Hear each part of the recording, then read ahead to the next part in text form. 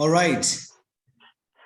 अभी तक हम लोगों ने वालेकुम अस्सलाम। अभी तक हम लोगों ने जो कुछ भी समझा है वो यही देखा है कि सेंटेंस फॉर्मेशन कैसे होगी, सेंटेंसेस कैसे बनाए जाएंगे, हम भी कंपोज सेंटेंसेस। और whenever we are reading anything, जब भी कभी हम कोई चीज रीड आउट कर रहे होते हैं, कोई न्यूज़पेपर होता है, कोई बुक होती है, कोई एग्जामिनेशन होता है, व्हाटसोएवर, वो तमाम की तमाम चीजें पैराग्राफ फॉर्म में होती हैं। पैराग्राफ फॉर्म में होने के साथ साथ उन्हें हम गौर फिक्र करके समझते हैं कि जी ये किस तरह के सेंटेंसेस इस्तेमाल किए गए। अब जो मैंने आपको चैट में एक subject plus verb plus object, ये एक फॉर्मूला है, सेंटेंस बनाने का बेसिक फॉर्मूला है subject plus verb plus object. इसके साथ साथ जो मैं आप लोगों को बताना चाहता हूँ वो ये बात है कि whenever we are making sentences, हमें एक फॉर्मूला रिक्वायर्ड होता है। If we make sentences according to that formula तो हमारा सेंटेंस ग्रामेटिकली बिल्कुल ठीक होता है। और जब भी कभी हम कोई सेंटेंस पढ़ते हैं, किसी भी तरह का सेंटेंस पढ़ते हैं, कोई भी इंफॉर्मेशन लेने के लिए, कोई भी नॉलेज हासिल करने के लिए, वी आर रीडिंग सेंटेंसेस। तो सेंटेंसेस बेसिकली फॉर्मूलाज के बिहाफ पे बनते हैं, और फॉर्मूलाज की वजह से ही आपके सेंटेंसेस की अंडरस्टैंडिंग बहुत अच्छी हो जाती है और बहुत अच्छे से आप सेंटेंसेस विदाउट एरर अकर करना स्टार्ट करते हैं। अब दो चीजें आपके सामने चैट में, अगर उस फॉर्मूले को अपने सामने आप लेकर आए, subject and object and verb, there are three things. ये बात यहाँ तक क्लियर है तमाम लोगों को कि हमारे पास क्या तीन चीजें हैं, subject, verb and object. Subject क्या होता है, ऑब्जेक्ट क्या होता है, वर्ब क्या होता है, ये मैं आप लोगों को भी थोड़ा सा आइडिया देता हूँ इस चीज का कि what is actually subject, doer of an action.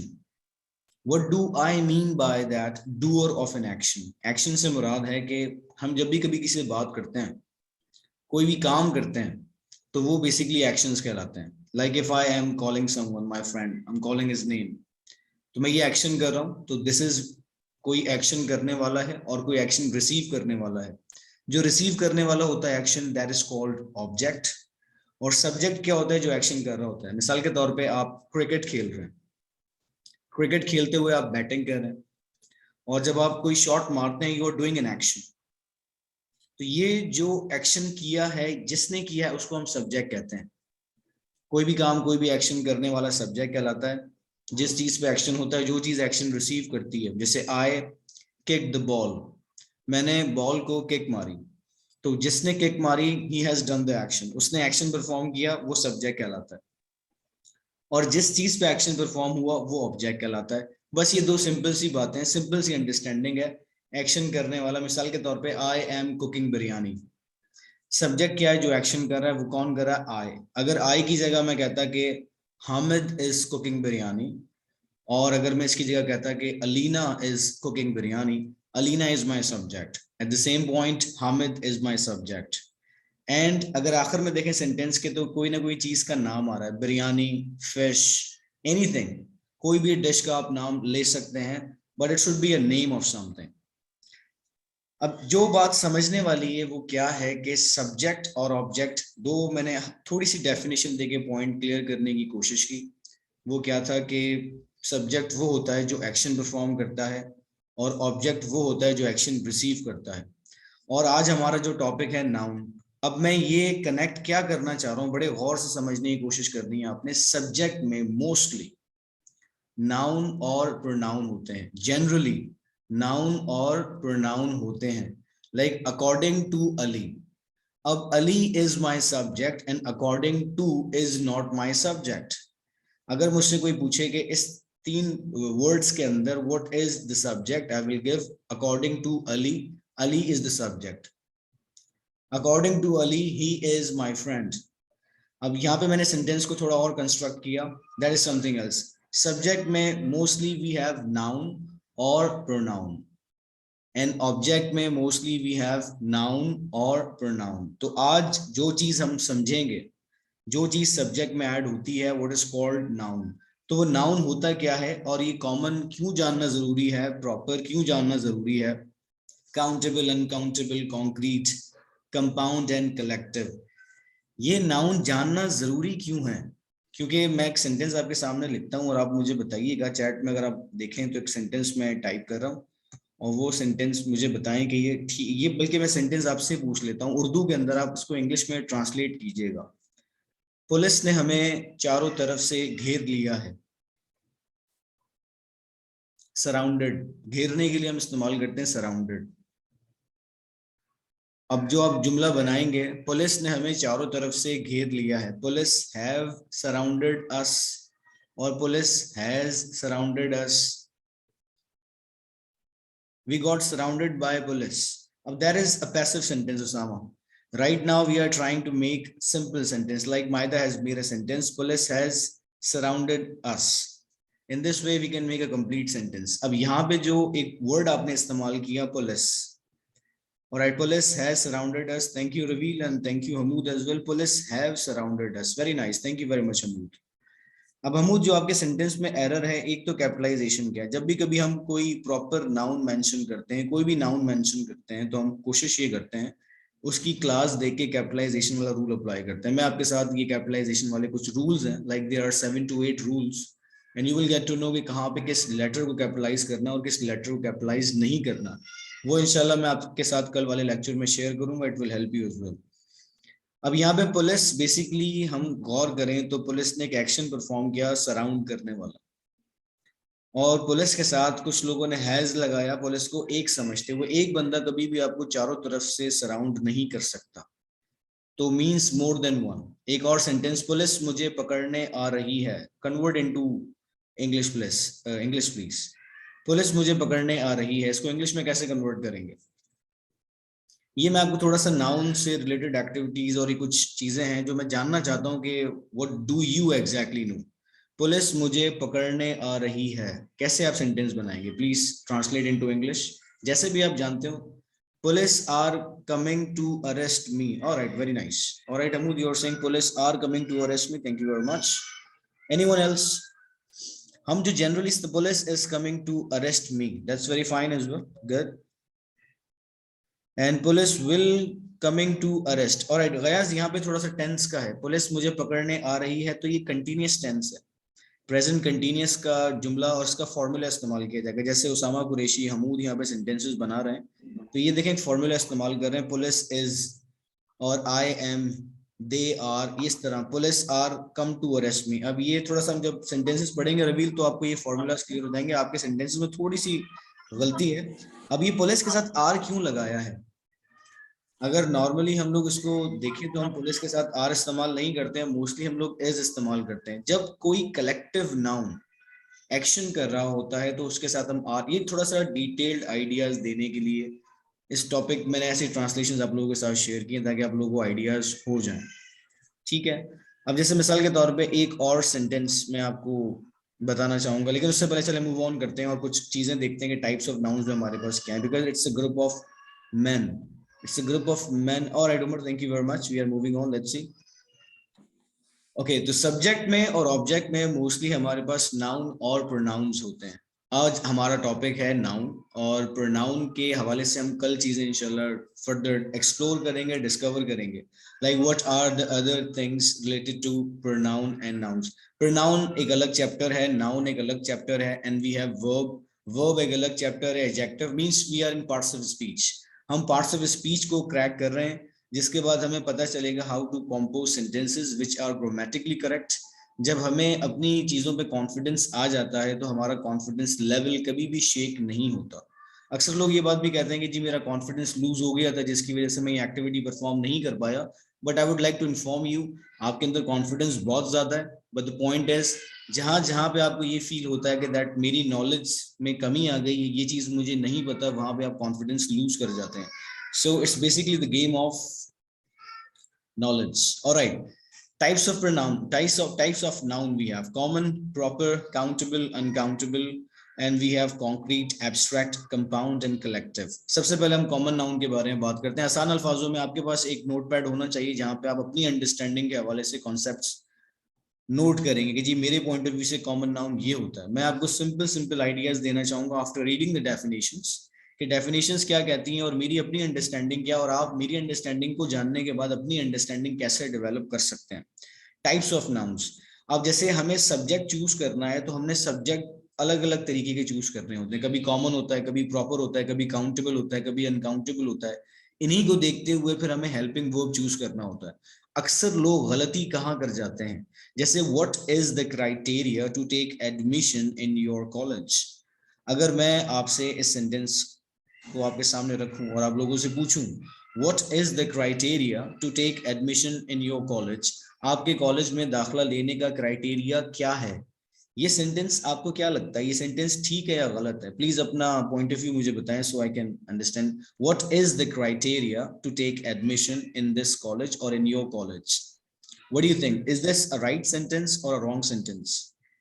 अभी तक जो आप लोगों ने सुना है sound correct, thank you very much. अभी तक जो आप लोगों ने सुना है उसके हिसाब से like Usama is giving his point of view कि बिल्कुल ठीक लग रहा है, सुनने में बिल्कुल ठीक लग रहा है, तो हमें कोई भी इसमें एरर नहीं दिख रहा। Criteria is basically a plural word, criterias word exist नहीं करता, राइट? Criterion is singular. जब आप पूछते हैं कि इसको करने का वो क्या एक तरीका है, क्या एडमिशन पॉलिसी है, what is the criterion, is लगा रहे हैं तो आपको क्राइटेरियन लगाना है। अब ये क्राइटेरियन बेसिकली एक नाउन है। जब आपको नाउन की आइडेंटिफिकेशन करनी आ जाएगी, कॉमन क्या होता है, प्रॉपर क्या होता है, काउंटेबल क्या होता है, अनकाउंटेबल एंड सो ऑन, तो आपके लिए बड़ा इजी हो जाएगा चीजों के साथ राइट हेल्पिंग वर्ब इस्तेमाल करना। स्टार्टिंग में हर चीज मुश्किल होती है, हर चीज डिफिकल्ट लगती है, लेकिन हमें एक्सपर्ट लेवल पे जाने के लिए टाइम लगाना होता है। किसी भी चीज में बगैर टाइम लगाए आप उसका एक्सपर्ट लेवल हासिल नहीं कर सकते, और एक्सपर्ट लेवल हासिल करने के लिए यू हैव टू पे the price. Satisfactory, correct, but this is incorrect. What is the criteria? It's wrong. Criterion is right. Criteria is plural and criterion is singular. Criterias नहीं होता। Like जैसे एक word है सीनरीज, सीनरीज वर्ड नहीं होता लेकिन हम इंग्लिश में इस्तेमाल करते हैं, हमें लगता है कि सीनरीज एग्जिस्ट करता है, लेकिन सीनरी सिंगुलर है, सीनरी ही प्लूरल है, और सीनरी ही इस्तेमाल किया जाता है, सीनरीज नहीं होता।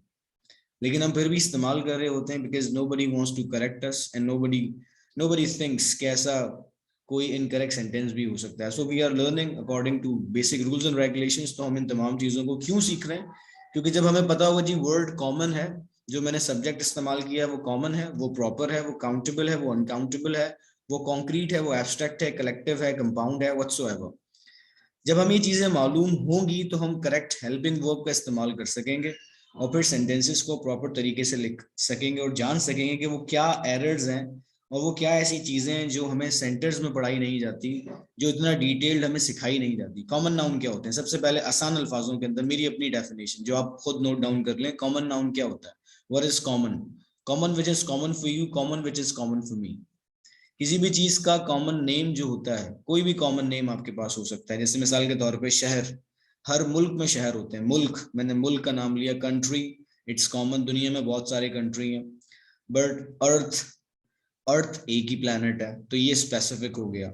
एक चीज जो कॉमन हो, मिसाल के तौर पे बहुत सारे लोगों के नाम होते हैं, किसी का नाम अगर जुनेद है तो उसको जॉनी कहा जाता है, तो बहुत सारे लोगों के दोस्त जॉनी भी होते हैं। तो इस तरीके से कहने का मकसद है कि ये जो वर्ड्स आपके सामने हैं, ये जो वर्ड्स आप लोगों के सामने हैं, इसके हिसाब से हम लोगों ने देखना होता है कि जी हमें क्या हेल्पिंग वर्ब इस्तेमाल करना है। कॉमन नाउन, जो चीजें कॉमन आपके लिए, जो चीजें कॉमन मेरे लिए होती हैं, उन्हें हम कॉमन नाउन कहते हैं। मिसाल के तौर पे कुछ यहाँ पे used to name people, places और थिंग्स। नाउन क्या होते हैं? लोगों के नाम होते हैं, जगहों के नाम होते हैं और चीजों के नाम होते हैं। इसी तरीके से एक्शंस के भी नाम होते हैं, आपकी फीलिंग्स के भी नाम होते हैं। ये चीजें आपको एक्सप्लोर करने के लिए मिलेंगी। यहाँ पे चीजों के नाम, इसमें रेफर टू द क्लास और टाइप ऑफ पर्सन और थिंग्स विदाउट बीइंग स्पेसिफिक। अब ये स्पेसिफिक नहीं करता कॉमन नाउन, जब भी कभी आप इस्तेमाल, अब ये स्पेसिफिक करना क्या है? डेफिनेट आर्टिकल आपके पास है द, इसको दी भी कहा जाता है। इस डेफिनेट आर्टिकल का जो रूल है और जो यूज है, उसके अंदर आपको ये जो पॉइंट आपके सामने आया, बीइंग स्पेसिफिक, ये चीज अगर आप अपने पास नोट डाउन करें और अंडरस्टैंड करें तो ये चीज आपको बेनिफिट देगी जब आप आर्टिकल्स पढ़ेंगे कि कॉमन नाउन से पहले हम लोग द इस्तेमाल नहीं कर सकते, क्योंकि द किसी भी चीज को स्पेसिफिक करने के लिए लगाया जाता है। अगर आप गौर करें तो आपके सामने द सिटी स्कूल ग्रामेटिकली गलत है, क्योंकि city is a common noun और कॉमन नाउन से पहले द नहीं लग सकता। Getting my point? The smart school, तो ये ग्रामेटिकली गलत है। मैंने पहले भी कई दफा लोगों को कहा है और कई दफा इवन के मैंने काम भी किया और मैंने अपने सीनियर से भी डिस्कशन किए, तो ये चीज यहाँ पे गलत, ग्रामेटिकली गलत हो जाती है। बट द पॉइंट इज जो है सो है। तो जैसे मिसाल के तौर पर मैंने एक नाम लिया अलीना, आपके जहन में एक स्पेसिफिक पिक्चर बन गई। जैसे मिसाल के तौर पर मैंने एक नाम लिया उसामा, एक आपके जहन में स्पेसिफिक कैरेक्टर की पिक्चर बन गई। लेकिन अगर मैंने कहा एक लड़का, द बॉय, अब the boy, boy is common, so the हम इससे पहले नहीं लगा सकते। ये भी एरर्स होते हैं, तो आपको समझना हो कुछ रूल्स हैं। लाइक कॉमन नाउन से पहले आप डेफिनेट आर्टिकल इस्तेमाल नहीं। The smart school is specific, yes smart is basically your adjective over here and school is your common noun over here, so it is grammatically wrong. Grammatically ये sentences इसी तरीके से the city school, ये तमाम की तमाम चीजें grammatically wrong है। अगर आप रूल्स एंड रेगुलेशंस को फॉलो करेंगे, जब डेफिनेट आर्टिकल्स के रूल्स आप पढ़ेंगे, तो आपके सामने ये चीजें निकल के आएंगी जी हम कॉमन नाउन के साथ ये चीजें इस्तेमाल नहीं करते। विल डिस्कस फर्दर, जब हमारे सामने आर्टिकल्स हम एक्सप्लोर करेंगे तो तमाम रूल्स आपके सामने आएंगे। मैं इंशाल्लाह कनेक्ट करने की कोशिश करूंगा कि हम लोगों ने कॉमन नाउन पढ़े थे और ये रूल देखें यहाँ पे कैसे अप्लाई किया जाता है। बट डेफिनेट आर्टिकल का जब एडवांस रूल पे आप जाते हैं, एडवांस रूल्स कहीं पर भी किसी भी चीज को स्पेसिफिक कर भी सकते हैं और नहीं भी कर सकते हैं, लेकिन उसके लिए आपको अमीशन ऑफ आर्टिकल समझना होता है कि आर्टिकल कहाँ पे लगता है और कहाँ पे अमिट हो जाता है, कहाँ से गायब हो जाता है। तो इसके भी कुछ रूल्स हैं, जब वो रूल्स आप एक्सप्लोर करेंगे you will get to know कि मैं कहाँ लगा सकता हूँ आर्टिकल और कहाँ आर्टिकल्स नहीं लगा सकता। लेकिन कॉमन नाउन से पहले आर्टिकल्स नहीं लगाए जाते हैं, हम कभी भी द, गर्ल, ये कब लगाया जाता है, जब रेपिटेशन होती है। एक नाउन जो एक दफा रिपीट हो गया, दोबारा अगर उसी नाउन के बारे में बात की जाए, मिसाल के तौर पे I was going to a book store और मैंने कहा मुझे ये किताब चाहिए, तो उन्होंने कहा कि कम टुमारो। मैं नेक्स्ट डे गया, उसने कहा the book, book is a common noun but he is repeating the same noun again. अब वो दोबारा से वही नाउन रिपीट कर रहा है, जब वो नाउन दोबारा से रिपीट करेगा तो उससे पहले वो दा लगा सकता है। ये एक रूल है। लेकिन the city school, the smart school, ऐसी जो भी हमारे सामने द डेफिनेट आर्टिकल लगा है, इट हैज अ ह्यूज, इसके बहुत सारे यूजेस हैं। लेकिन जब आप समझेंगे you will get to know as well, आपको पिक्चर बहुत इजीली क्लियर हो जाएगी कि what I am up to actually. Common, जो आपके लिए कॉमन, मेरे लिए कॉमन, एनिमल्स बहुत सारे होते हैं, घर बहुत सारे होते हैं, खाने बहुत सारे होते हैं, शहर बहुत सारे होते हैं, लेकिन if you talk about Karachi, Karachi is a proper noun. Proper noun का मतलब है कि उसकी पिक्चर, आसान अल्फाजों के अंदर उसकी पिक्चर फौरन आपके जहन में बन जाए। मिसाल के तौर पे फैसे माइकल जैक्सन, तो आपके जहन के अंदर गांधी जी नहीं आए होंगे, आपके जहन में Michael Jackson he, because I am talking about proper names. जब भी कभी आप प्रॉपर नाउन लेते हैं, उसामा कुरैशी, हमूद, गयासुद्दीन, अब मैं ये जो नाम आपके सामने ले रहा हूँ ये प्रॉपर नेम्स हैं। अब प्रॉपर नेम्स के भी कुछ रूल्स होते हैं। What are the rules of proper names as well? Used to name a specific or individual person, place or thing, proper nouns begin with a capital letter. ये आपने अपने पास एक पॉइंट और नोट डाउन करना है कि जब भी प्रॉपर नाउन आप लिखेंगे, प्रॉपर नाउन क्या होते हैं, जब उनका नाम लिया जाए, जब उनके बारे में लिखा जाए, तो पहला लेटर उनका कैपिटलाइज किया जाता है। यहाँ पे कुछ नाम आपके सामने मेंशन है, जॉन, लंदन, प्लूटो, फ्रांस। तो ये जो वर्ड्स अभी आपके सामने गुजरे हैं ये प्रॉपर है। इसी तरीके से अगर मैं बात करूं कंट्री, और मैं यहाँ पे बात करूं पाकिस्तान के हवाले से, and country, country is common and Pakistan is plural. In the same way, if I talk about any of the city as well, जैसे I talked about लाहौर, दुनिया में और लाहौर नहीं है, दुनिया में सिर्फ एक ही लाहौर है। दुनिया में माइकल जैक्सन और नहीं है, भले किसी का नाम माइकल जैक्सन हो, लेकिन जो आइडेंटिफिकेशन इस नाम के साथ जुड़ी है, वी ऑल नो दैट। अगर मैं बात करूं नुसरत फतेह अली खान, तो जो आइडेंटिफिकेशन इस नाम के साथ जुड़ी है, बहुत सारे नुसरत हैं, बहुत सारे हम लोगों ने नुसरत देखे हैं, लेकिन नुसरत फतेह अली खान के साथ जो आइडेंटिफिकेशन है, that is something very different by the वे। तो यहाँ पे कॉमन और प्रॉपर दो चीजें मैंने अभी तक आप लोगों को एक्सप्लेन की हैं। आप, आई होप कि यहाँ तक चीज इजीली समझ आप लोगों को आ गई होगी। अगर कोई प्रॉब्लम है तो काइंडली मुझे बता दें, अगर क्लियर है तो काइंडली मुझे अपना फीडबैक भी दे दें, so we can move on easily. थोड़ा सा मैं आप लोगों के साथ एक छोटा सा एक समझ लें कि काइंड ऑफ मैं आपका एक टेस्ट कंडक्ट कर लेता हूँ। अभी के भी वो साथ के साथ हमारा टेस्ट कंडक्ट हो जाएगा, आप लोगों ने उसमें पार्टिसिपेट करना और मुझे बताना है इज इट कॉमन और proper. I just speak the word out, आपने टाइप करना है इज इट कॉमन और proper, P for proper and C for common. You can type only P और C as well, there is no need to write the complete word. So I'm going to ask you some of the words which are common, so let's see if you can find them easily. If I say Bombay, is it proper or common? Bombay. All right. If I say Socrates,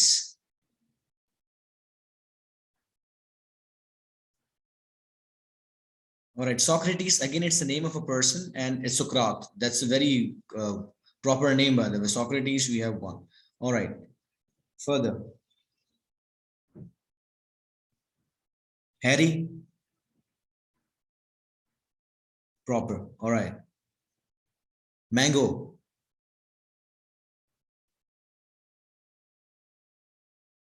All right. Banana. Fruits. All right, thank you very much. Things are quite clear.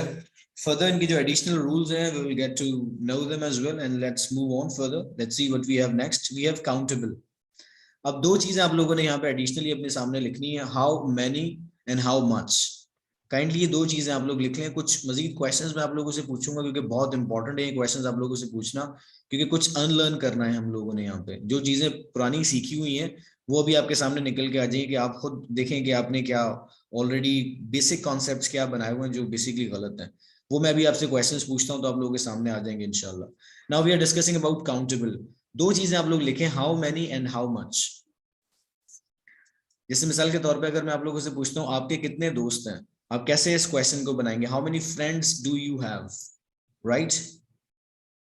How many friends do you have? How many and how much? That's a very simple way to use that. Yes, how many friends do you have? All right. आपके पास कितना time है? इस बात को अगर हम पूछेंगे किसी से इंग्लिश में कैसे पूछेंगे? आपके पास कितना टाइम है? How many time do you have or how much time do you have? All right, how much time? That's fine. That's fine. Thank you very much. All right, that's fine. Much. Okay. Now we have a very simple question over here. अब दो चीजें आप लोगों को समझ आई कि how many हम लोग इस्तेमाल करते हैं countable nouns के साथ and how much we use for uncountable nouns. Countable means जो count हो सके. Count होने से मुराद है कि 1 2 3 1 2 3 4. So that means we can count them, right? और जो चीज काउंट ना हो सके, जिसको मेजर किया जाता है, मिसाल के तौर पे क्वांटिटी के अंदर हम लोग बात कर लेते हैं कि मिसाल just in case you are talking about litres, you are talking about KGs, kilogram, तो ये बेसिकली काउंटिंग नहीं होती.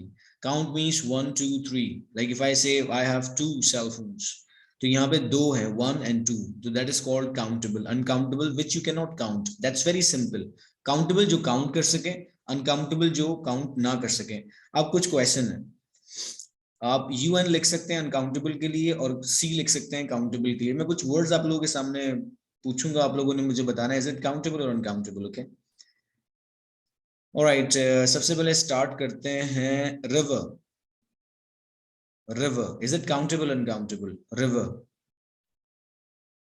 river is countable. All right, Maida is saying uncountable, Ghayas is saying uncountable, countable. Umar is saying countable, Hamood is saying countable. All right, एक rule और याद रखें, हम typing over here as well. एक rule और आप लोगों के साथ में शेयर करता हूँ. कभी भी आपको कंफ्यूजन हो कि वर्ड काउंटेबल है या अनकाउंटेबल है, आप देखें वो प्लूरल हो सकता है, रिवर्स हो सकता है, राइट? दरियाओं उर्दू में क्या कहते हैं वी डोंट नो दैट, लेकिन इंग्लिश के अंदर रिवर एक होता है, एक से ज्यादा हो तो रिवर्स हो सकता है. तो बेसिकली रिवर होता क्या है? रिवर, उसके अंदर जो पानी है that is not river by the way. वो जगह जहां से पानी गुजरता है that is called river. I hope you are getting the point. Water is something else but river is something else. River is countable, क्योंकि अगर हम कह सकते हैं कि जी हमारे पास 5 दरिया बहते हैं, तो ये 5 हम लोगों ने काउंट किए, उसके अंदर का पानी इज समथिंग एल्स, वो अलग नाउन है. So it is countable. Yes, it is countable. River is countable, that's the reason. इसीलिए हम लोगों जिस चीज को भी हम रिवर प्लूरल कर सकते हैं, मिसाल के तौर पे milk, can you say milks? You can't say it, right? Petrol, you can't say that petrols. Getting my point? Liquid के लिए आप ऐसे इस्तेमाल नहीं करें, you can't make them plural, आप उन्हें प्लूरल नहीं कर सकते. जो चीज प्लूरल हो सकती है वो काउंटेबल है, दैट्स इट. इतना सा कॉन्सेप्ट आप लोगों ने ध्यान में रखना है. जिस चीज को प्लूरल बनाया जा सकता है वो काउंटेबल होती है, राइट? लेकिन कुछ वर्ड्स आपके सामने ऐसे हैं, जैसे मैंने आपके सामने एक वर्ड अगर मैं टाइप करता हूँ, ये वर्ड देखें, हेयर. सो अगर मैं इसको हेयर्स कर देता हूँ, दैट इज रॉन्ग. ये इंग्लिश में एग्जिस्ट नहीं करता. फर्स्ट वन इज ये एग्जिस्ट करता है, सेकंड वाला इंग्लिश में एग्जिस्ट नहीं करता. तो जो एग्जिस्ट नहीं करता आप लोगों ने वो नोट डाउन भी करना है चीजों को और उन्हें इस्तेमाल करना छोड़ना है. भले दुनिया इस्तेमाल करती है, 98% लोग आपको इस्तेमाल करते हुए मिले, but you should be in 2%.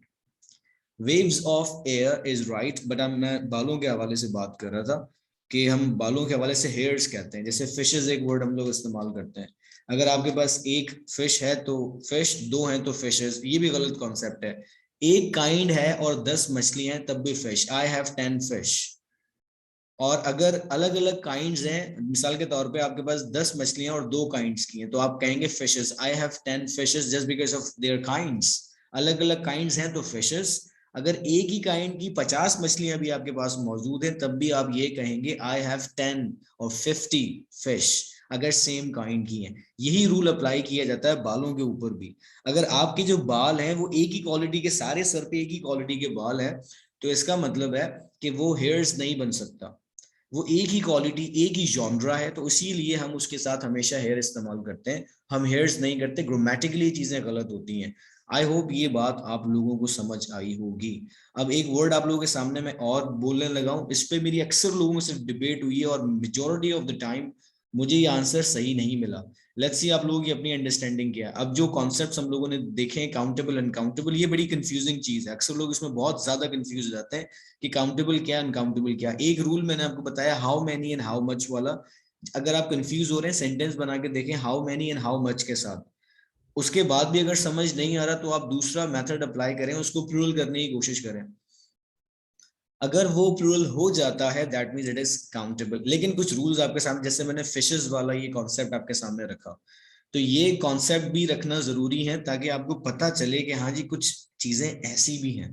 ये थोड़ा सा एडवांस कॉन्सेप्ट है जब आप डिटेल्ड नाउन की जाते हैं। जैसे मैंने आप लोगों को पहले भी कहा था, when I was preparing my self for CSS, तो मैंने नाउन को पढ़ने में काफी दिन लिए थे। रीजन उसका ये था कि इतने सारे यूजेस मैंने पहले कभी एक्सप्लोर नहीं किए थे, और वो हमारी कॉमन लाइफ का पार्ट भी है, इस्तेमाल भी होते हैं, और majority of the people are using them wrong. सबसे पहला एग्जांपल मैंने आपको दिया था, what is the criteria to take admission in this college, in this school, in this university. Most of the people I have seen them, they are using criterion, word ही नहीं पता किसी को। बहुत बहुत कम रीडर्स ऐसे हैं जो रीड आउट करते हैं चीजें, वो रीडर्स नए वर्ड्स एक्सप्लोर कर पाते हैं। जो रीडर्स नहीं है, those who are completely depending on listening, कहीं सुन लिया, किसी रैप में सुन लिया, किसी गाने में सुन लिया, तो वो लोग जो है वो इम्प्रूवमेंट जल्दी नहीं ला सकते। जल्दी इम्प्रूवमेंट के लिए आपको एक्टिविटीज करनी होती है और चीजों को फॉलो करना होता है। Right, the word is star. ये मुझे बताएं, स्टार काउंटेबल या अनकाउंटेबल है? Star countable uncountable, I have told you two of the keys जिससे आप अनलॉक कर सकते हैं countable. Usama saying uncountable, uncountable. Ghayas saying countable, very nice Ghayas. Anyone else? Countable, uncountable. All right, Maida is saying countable. Okay. Yes, anyone else? Yes, uncountable. Hamoud is saying uncountable. All right. Okay, uncountable. Kashiv is saying uncountable as well. No, my boy, it's not uncountable. It is countable. Stars. See, I have just applied a rule. अब आप इसको simple sentence के अंदर convert करें, आसमान में कितने सितारे हैं, आप कैसे इसको इंग्लिश में बोलेंगे प्लीज? हाउ मेनी स्टार्स और fish rules? Well, that was something else, Kashif. Fishes is for when you have different qualities of fishes, by the way. Then you can use word fishes. But if you have same quality of something, you can go with like fish. Even if you have 10. How many stars are there in the sky? See this one. Very nice, Maida. Thank you very much. But try to add question mark in the end as well. Like you're asking a question. Whenever you are asking a question, make your habit to use punctuation properly. Punctuation को हम इज्जत देते नहीं है, इसलिए punctuation हम इस्तेमाल करना अक्सर जगहों पे भूल जाते हैं। हाउ मेनी स्टार्स, देखें आप हाउ मेनी खुद इस्तेमाल कर रहे हैं, तो फिर ये चीज अनकाउंटेबल कैसे हो सकती है? लेकिन बचपन में हमें किसी ने बताया आसमान में इतने सारे सितारे हैं भाई, पता नहीं कितने सारे हैं, काउंट ही नहीं कर पाएंगे। तो हमने कभी कोशिश भी नहीं की कि मतलब ये रूल अप्लाई करके देखें, और हम लकीर के फकीर की तरह जो हमें बता दिया गया, जो हमें समझा दिया गया, हमने उसको आंख बंद करके एक्सेप्ट कर लिया। That's why I ask people to think. Why? Ask quality questions. अगर आपको quality life चाहिए, if you are looking for a quality life, try to find out quality questions. आप quality questions ढूंढे जिंदगी के अंदर, आपको जिंदगी में बहुत ज्यादा जो है वो आसानियां मिलेंगी और बहुत ज्यादा चीजें आसान आपके लिए हो जाएंगी। I'll get back to you इंशाल्लाह, दोबारा से मैं कनेक्ट करता हूँ क्लास को और we'll further discuss about countable and uncountable and we will move on. ये बात याद रखें, ये दो इंपॉर्टेंट चीजें हम लोग डिस्कस कर रहे हैं आज, सब्जेक्ट एंड ऑब्जेक्ट। सब्जेक्ट में क्या आता है, ऑब्जेक्ट में क्या आता है? नाउन और प्रोनाउन होते हैं। तो सबसे पहली चीज हम लोग नाउन कवर करें। This is the very basic idea और द स्टार्ट, कि ये बेसिक चीजों को हम समझ रहे हैं कि सब्जेक्ट में क्या रखना है और ऑब्जेक्ट में क्या रखना है। अब ऐसा भी होता है कि ऑब्जेक्ट से पहले कभी कभी, जो मैं अगर थोड़े से एडवांस लेवल के बारे में बात करूं, दो दो तीन तीन लाइंस के सेंटेंसेस होते हैं। और उसके बाद ऑब्जेक्ट आ रहा होता है। कभी कभी ऐसा होता है कि सेंटेंस के बिल्कुल आखिर के अंदर सब्जेक्ट होता है। तो ये चीजें आपको एक्सप्लोर करने के लिए मिलेंगी। I will ask you some of the questions, जिसके बाद आप मुझे सेंटेंसेस में बता पाएंगे कि सब्जेक्ट क्या है, ऑब्जेक्ट क्या है। कल के इंशाल्लाह कुछ क्लासेस में मैं आपको आने वाली क्लासेस में कुछ रूल्स आप लोगों के साथ शेयर करूंगा, जिसके अंदर आप लोगों को मजीद आइडिया हो जाएगा कि वर्ड्स को लेटर्स के हिसाब से आइडेंटिफाई कैसे करते हैं। एक मैं एग्जाम दे रहा था जहाँ पे वोकेबलरी का पार्ट बहुत ज्यादा था, बहुत ज्यादा वोकेबलरी थी, और कुछ ऐसे वर्ड्स थे जो मेरे लिए कंप्लीटली अनसीन थे, I haven't seen them before. उसे क्रैक करने के लिए मैंने एक फॉर्मूला इन्वेंट किया। वो ये था कि लेटर एंडिंग देखा, जो वर्ड के आखिर में कौन से लेटर्स आते हैं, और उसी हिसाब से फिर मैंने ऑप्शंस के अंदर वो लेटर की एंडिंग देखी। अगर मुझे नाउन फाइंड आउट करना है तो ऑप्शन के अंदर भी वो कौन सा वर्ड है जो सिर्फ नाउन है। तो मुझे फिर वर्ब्स मिलते थे, एडवर्ब्स मिलते थे, एडजेक्टिव्स मिलते थे, और नाउन फिर मुझे ढूंढना इजी लगता था। तो ये रूल मैं आप लोगों के साथ शेयर करूंगा, जो आपको वोकेबलरी वाला, अगर कोई इम्तिहान में वोकेबलरी आती है उसके अंदर बड़ी हेल्प आउट करेगा। लेकिन सीएसएस के अंदर ये रूल नहीं चलता। I am sorry for this Kashif, but CSS में ये रूल अप्लाई नहीं होता। If they are giving adjective, option के अंदर भी चारों एडजेक्टिव ही होंगे। This is central superior services brother. I'll get back to you guys and in a minute. Thank you very much. We are connecting again. Have a nice day.